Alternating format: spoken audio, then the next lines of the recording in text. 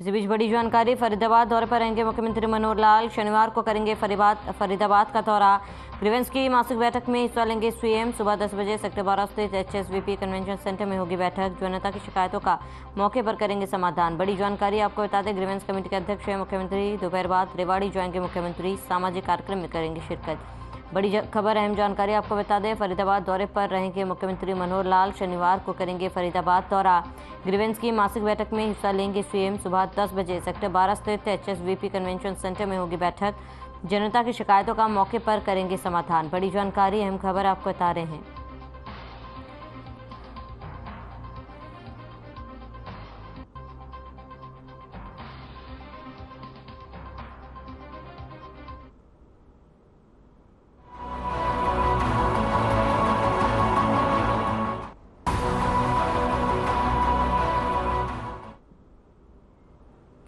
Sudan में फंसे भारतीयों को अपने देश वापस लाने के लिए मोदी सरकार के ऑपरेशन कावेरी का लगातार असर हो रहा है। सूडान में फंसे बहुत सारे भारतीय अपने अपने घर वापसी कर रहे हैं। ऐसा ही एक परिवार फरीदाबाद का है जो सूडान में रहकर नौकरी कर रहा था और अब घर वापसी के बाद प्रधानमंत्री मोदी और मुख्यमंत्री को थैंक यू कह रहा है। हर समय यह डर लगा रहता है कि न जाने कब कौन सी मिसाइल घर पर गिर जाए और घर के साथ हमारे परखच्चे उड़ जाए, लेकिन यह भारत सरकार की मेहरबानी है जिसके चलते हम सही सलामत भारत लौट आए हैं। फरीदाबाद के रहने वाले संतोष जैन और उसकी पत्नी ज्योति अग्रवाल का संतोष अपनी पत्नी ज्योति, अपने बेटे अरिहंत और बेटी आदि जैन के साथ पिछले कई सालों से सूडान में रह रहे थे। संतोष यहाँ की एक कंपनी में चार्टर्ड अकाउंटेंट के पद पर कार्यरत थे। संतोष के मुताबिक सब कुछ सही तरीके से चल रहा था, लेकिन अचानक सूडान में गृह युद्ध शुरू हो गया और उसके बाद तो जो हुआ वो उन्होंने सपने में भी नहीं सोचा था।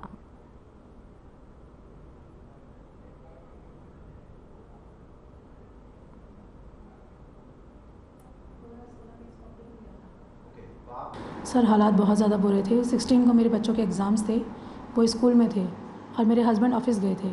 उसी वक्त अचानक से मुझे एक ब्लास्ट की आवाज़ आती है, तो मैं अपनी सिस्टर से फ़ोन पे बात कर रही थी, तो मुझे लगा शायद कोई सिलेंडर वगैरह कुछ बाहर फटा हुआ है। तो मैंने अपनी सिस्टर को बोला शायद कोई सिलेंडर फट गया या कोई बादल फटा है। तो उसने कहा बाहर जाके देखो। मैंने कहा बाहर तो मैं नहीं जा रही। तो उसके बाद मेरी एक फ्रेंड है जो लोकल है, उसने मुझे बताया कि खार्तूम की शायद हालत ख़राब है, तुम्हें पता है क्या? तो मैंने अपने हस्बैंड को फ़ोन करके पूछा कि क्या हुआ, क्योंकि वहाँ पे 3 साल से प्रोटेस्ट चल रहे हैं। तो हमें लगा शायद अगेन आज प्रोटेस्ट है, तो शायद इसी वजह से मतलब कोई बमबारी या कोई मतलब बंदूकें चल रही होंगी वहाँ पे। तो मेरे हस्बैंड ने बताया कि 2 जो आर्मी हैं वो आपस में लड़ पड़ी हैं अचानक से। तो वो जो सिचुएशन थी वो वर्स्ट हो गई थी बहुत ज़्यादा। तो उसके बाद इन्होंने मुझे बोला कि अगर पॉसिबल है बच्चों को लाना तो वो बताओ। तो उस वक्त मैंने ट्राई किया कि मैं क्या कैब बुक कर सकती हूँ या किसी तरीके से बच्चों को ला सकती हूँ स्कूल से। सरकार के थ्रू जो उनका प्रोजेक्ट जो उन्होंने बनाया था, तो अकॉर्डिंगली हम जेद्दा के थ्रू इंडिया तक पहुँचे और फिर बाद में एयरपोर्ट पहुँचने के बाद भी हरियाणा सरकार ने खट्टर साहब जी ने जो उनकी सरकार और उन्होंने अपने रिप्रेजेंटेटिव भेजे हाई लेवल के, जो भी कलेक्टर साहब थे और कलेक्टर साहब DC आई थिंक में वो भी थे और उनके रिप्रेजेंटेटिव और भी थे, जितने भी हरियाणा के बंदे थे जो भी हमारे साथ आए थे और भी ऐसे थे, सबको वो स्पेशली अरेंज करके घर घर तक पहुंचा रहे थे। हमें भी घर तक अपने जहां इतनी जो कि पॉसिबल नहीं होता कई बार, उन्होंने अपनी पर्सनल कार हमें ड्रॉप करने के लिए घर तक सेफली पहुंचा।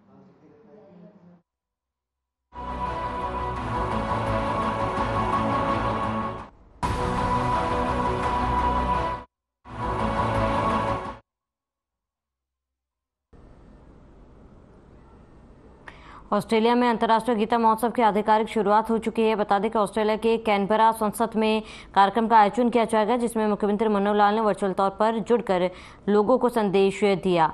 इस मौके पर गृहमंत्री अनिल विज, गीता मनीषी, स्वामी ज्ञानानंद समेत कई गणमान्य व्यक्ति भी मौजूद रहे।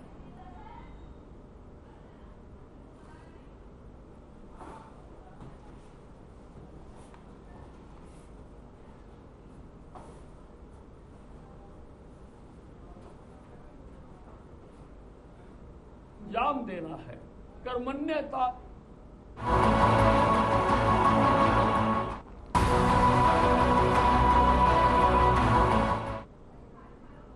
गृहमंत्री अनिल विज ने ऑस्ट्रेलिया में उद्योगपतियों का आह्वान किया है। वे हरियाणा में निवेश के लिए आमंत्रित हैं और उन्हें उद्योगों को स्थापित करने के लिए राज्य सरकार की ओर से हर संभव सहयोग किया जाएगा। उन्होंने कहा कि हरियाणा में उद्योग स्थापित करने के लिए कानून व्यवस्था और मैन पावर से संबंधित कोई दिक्कत नहीं है। इसके अलावा उन्होंने कहा कि रणनीतिक रूप से भी हरियाणा निवेश के लिहाज से एक बेहतर गंतव्य स्थान है, क्योंकि यह देश की राजधानी दिल्ली से 3 ओर से घिरा हुआ है।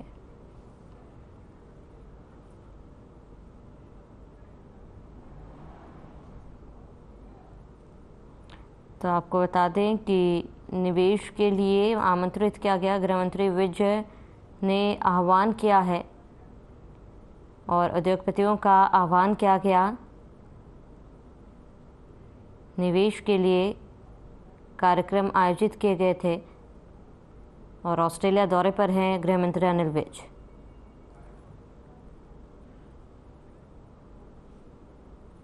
People of the area also. Some more industries are also being set up there. So I also invite you all you that you should come to set up your industry there.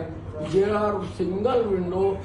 90% of the applications related to the industries are set up in a single window, under one roof service. We are providing to the entrepreneurs for coming to Haryana to set up their industries. So in this meeting, I invite you all to come here.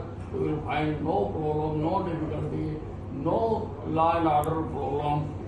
Everything is proper for an environment is very good for setting up any type of industries you wish.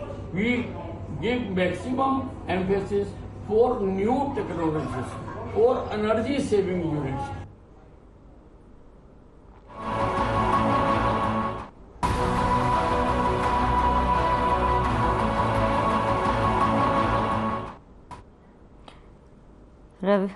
रविवार को 11 बजे प्रधानमंत्री के मन की बात का 100वां episode प्रसारण होने जा रहा है और तैयारियों को लेकर आज केंद्रीय मंत्री कृष्णपाल गुर्जर ने फरीदाबाद के सेक्टर 16 स्थित अटल कमल कार्यालय पर बीजेपी के तमाम मौजूदा कार्यकर्ताओं के साथ बैठक की। बैठक में फरीदाबाद पलवल होटल के सभी मौजूदा चुनिंदा कार्यकर्ता मौजूद रहे। वहीं केंद्रीय मंत्री कृष्णपाल गुर्जर की माने तो इस बार प्रधानमंत्री के मन की बात का एक विश्व रिकॉर्ड बनने जा रहा है, जिसमें फरीदाबाद लोकसभा की एक अहम भूमिका रहेगी। इसकी तैयारियों को लेकर आज तमाम कार्यकर्ताओं के साथ बैठक की है।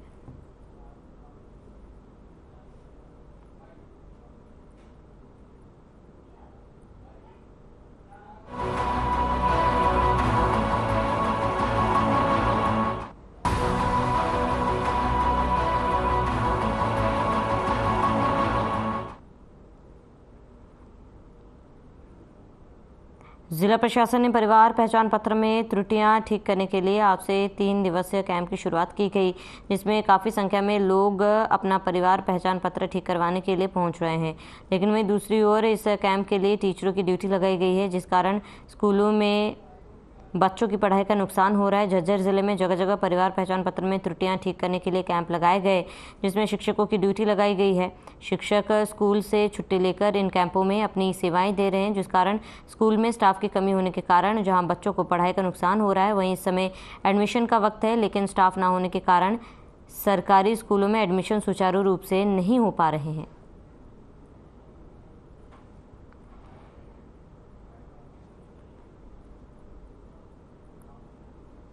तीन दिन का कैंप है, शुक्रवार, शनिवार और इतवार का।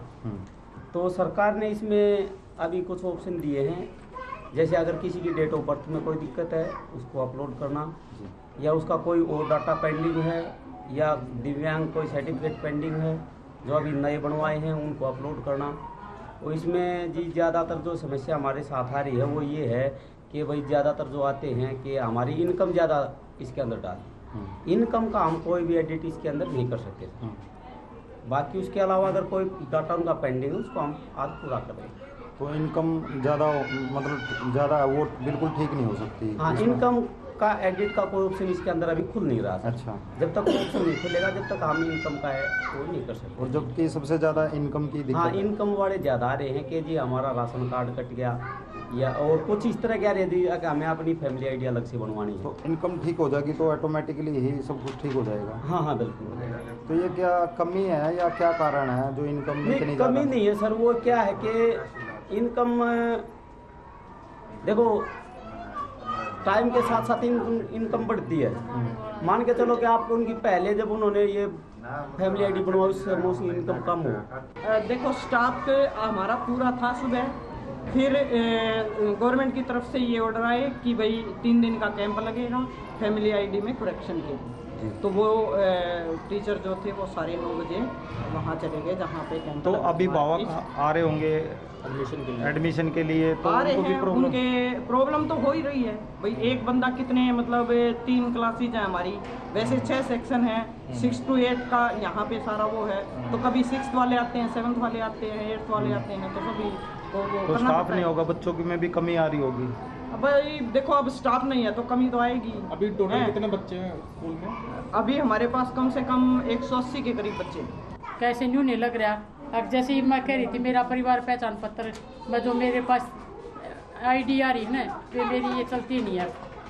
और मैं 3 बार रिक्वेस्ट वहाँ जाकर खुद दे आई जी, लेकिन अभी भी मेरा पेंडिंग में काम है। तो फायदा क्या हो? तो मेरी नॉलेज से तो बिल्कुल कैंप का कोई फायदा नहीं है। नहीं। मैं जब सर यहाँ आए थे मैंने उनको ये बोल दिया सर मेरा यो चल नहीं रहा ऐप, आप किससे भी मतलब करिए इसको चालू कर दो ताकि मेरा काम जो पेंडिंग है वो हो जाए। आपका क्या काम है उस ऐप से? मेरा ऐप से ये इनकम वेरिफिकेशन करनी है सर। अच्छा। वे पारिवारिक कत्ती से लेकर अब तक न्यू की न्यू पेंडिंग है। डीसी ऑफिस में मैं जा चुकी, रविंद्रा के पास मैं जा चुकी। आज जो सर आए थे फोटो उतार लेगी उनसे मना करवा लिया, सर से मना करवा लिया, सब न्यू करे हैं, चलेगा तब तक।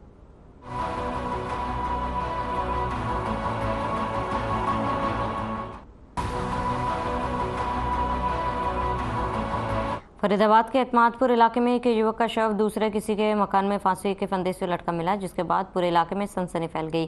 खबर मिलते ही आसपास के लोग इकट्ठा हो गए और उन्होंने इसकी सूचना डायल 112 पर पुलिस को दी। लोगों का कहना है कि पुलिस सूचना मिलने के बाद मौके पर पहुंची। फिलहाल मृतक की पहचान सुनील के रूप में हुई है, जो उत्तर प्रदेश के हमीरपुर का रहने वाला बताया जा रहा है। वहीं पुलिस ने शव को कब्जे में लेकर पोस्टमार्टम के लिए भेज दिया है।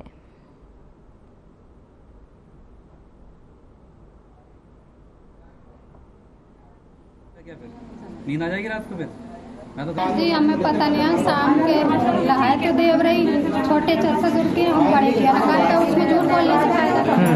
लेकिन भैया ये शाम के निकला है तो जा रहा हूँ, चला तो बस इतनी बात है। लड़के का क्या नाम है? जी आप लड़के के क्या लगते हो? ना भाई हमारे को 8 बजे सूचना मिली थी कि भाई ऐसे कोई अनजान आदमी ने भैंसों के इसमें सुसाइड कर दिया, हैंगिंग कर दी। कहाँ के?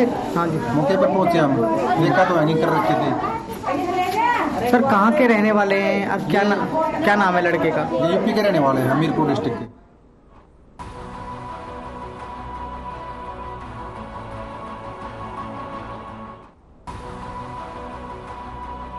शहर की ट्रैफिक व्यवस्था को बेहतर बनाने के लिए फरीदाबाद पुलिस लगातार प्रयास करती नजर आ रही है। फरीदाबाद पुलिस ने कई शिक्षण संस्थाओं, मैरिज हॉल्स, बैंक्वेट हॉल्स और तमाम मार्केट में लोगों को नोटिस जारी किया। नोटिस में साफ तौर पर कहा गया है कि सड़क पर गाड़ियां खड़ी ना करें। अगर सड़क पर गाड़ियां खड़ी होंगी तो उनके खिलाफ सख्त कार्रवाई की जाएगी।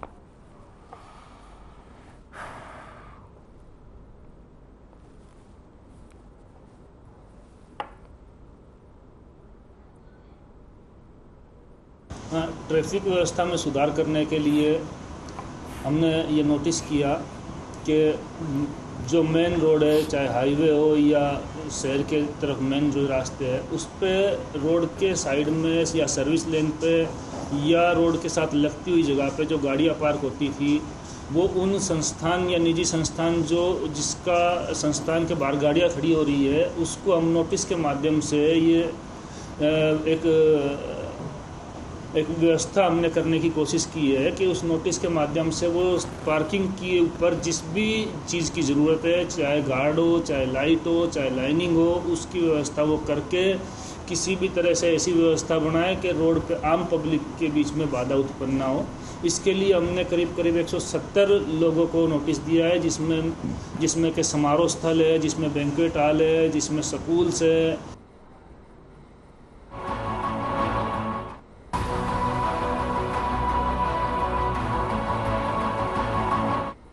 हरियाणा रोडवेज की ओर से बल्लभगढ़ बस स्टैंड से पलवल के लिए बस सेवा शुरू की गई है। वह फतेहपुर बिलौद से होते हुए मांदकोल और जनोली गांव से होते हुए पलवल जाएगी। इस बस को प्रदेश के परिवहन मंत्री मूलचंद शर्मा के निर्देश पर चलाया गया। पलवल जिले का मांदकोल ऐसा गांव है जहां पर पहली बार बस सेवा शुरू हुई है। इस गांव के लोग आज तक बस सेवा के वंचित रहते नजर आए।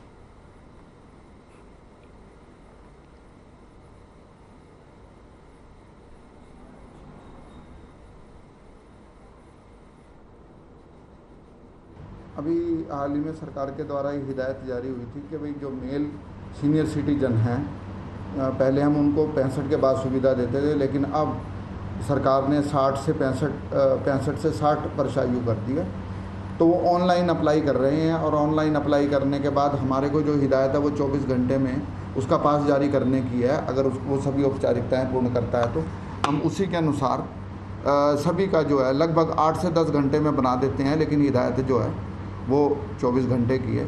हम सुबह और एक बार सुबह आते ही देख लेते हैं जिन्होंने रात को अप्लाई किया।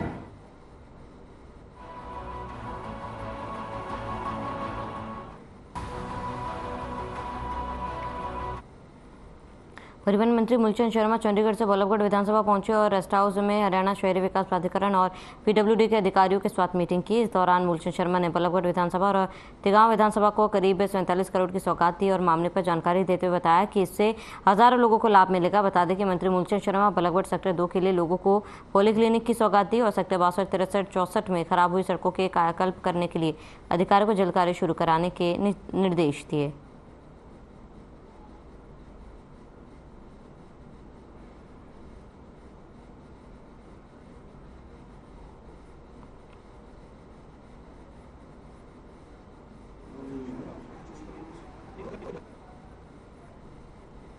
पीडब्ल्यूडी और एचएसवीपी की मीटिंग ली है। कुछ सड़कें हमारी थी जो मुख्यमंत्री ने 25 करोड़ रुपए की दी थी। 25 करोड़ में सड़कें बनवाने के एक उसकी मीटिंग पीडब्ल्यूडी की है। एचएसवीपी के जो हमारे 62, 64, 65 सेक्टर 2 की सड़कों की जो हालत है उन सड़कों की भी मीटिंग ली है। जल्दी जल्दी इन सड़कों को बनाया जाए, लोगों को जो सड़कों की हालत है उससे छुटकारा मिले और लोगों को इसका लाभ मिले।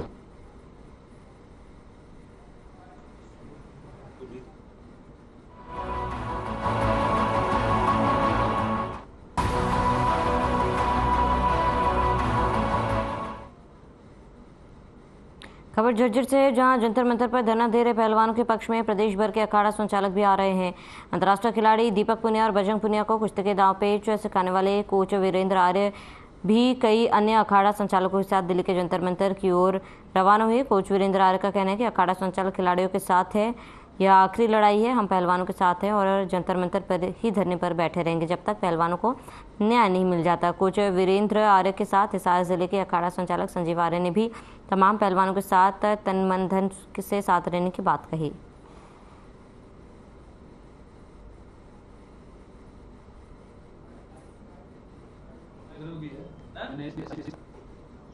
रोहतक से फिर कितने आदमी जो लड़कियां आरोप लगा रहे उनकी निष्पक्ष जांच होनी चाहिए, उसमें जो भी दोषी हो उसको सख्त से सख्त सजा मिलनी चाहिए। और रही बात जैसे पूरा हरियाणा, जो हरियाणा की नहीं मैं तो कहूँगा भारत की करीम जो बैठी है जंतर मंतर पर, वो कुछ सोच समझ कर ही बैठे हैं। इतने बड़े लेवल के जो स्टार पहलवान हैं, जो जिन्होंने भारत का अंतर्राष्ट्रीय स्तर पर गौरव बढ़ाया है, उनकी बात को मतलब गंभीरता से लेना चाहिए और उन पर ठीक जांच पड़ताल करके ठीक निर्णय देना चाहिए। रही बात पदाधिकारी की, जैसे कह रहे थे भाई सेक्रेटरी साहब हैं वो बृजभूषण सिंह का समर्थन कर रहे हैं, ये तो जो हरियाणा फेडरेशन बनाई है तो पैराशूट से आई है।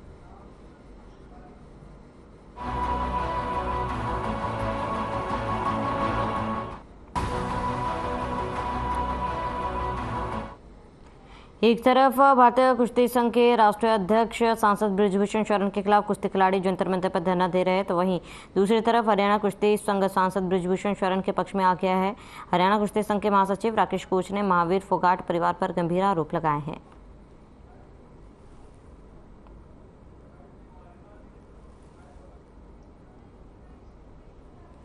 ये लड़ाई जो है ना फेडरेशन को कब्जाने की लड़ाई है।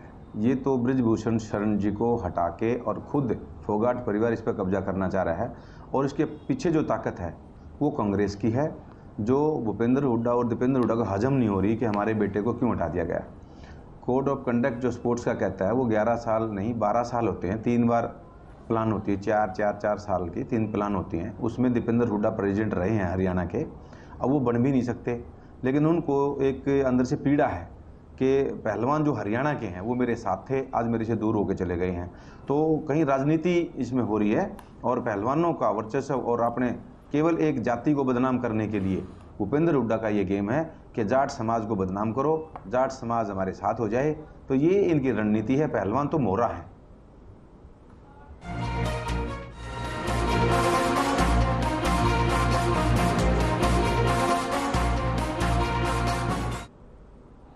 लंबी ट्यूबवेल कनेक्शनों को लेकर एक दिन का किसानों ने सांकेतिक धरना दिया। किसानों के बीच बाढ़ड़ा में लंबी ट्यूबवेल कनेक्शनों का मामला गर्माता जा रहा है। जानकारी के लिए, बाढ़ड़ा क्षेत्र को 2013 में डार्क जोन घोषित कर दिया गया। विभाग ने भी किसानों से कनेक्शन हेतु अग्रिम राशि जमा करवा ली थी। अब किसान विभाग पर लेट लतीफी का आरोप लगा रहे हैं। किसानों का कहना है कि उन्होंने एस्टिमेट के हिसाब से 4 से 5 लाख प्रति किसान जमा करवा दिए हैं।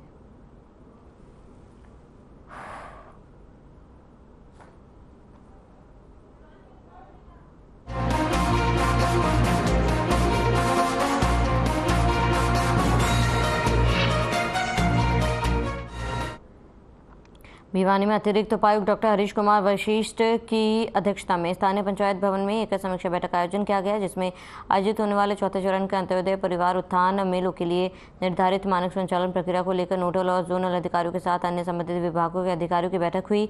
बैठक में एडीसी वशिष्ठ ने 1 मई से आयोजित होने वाले मेलों की निर्धारित मानक संचालन प्रक्रिया बारे में विस्तार से समीक्षा की।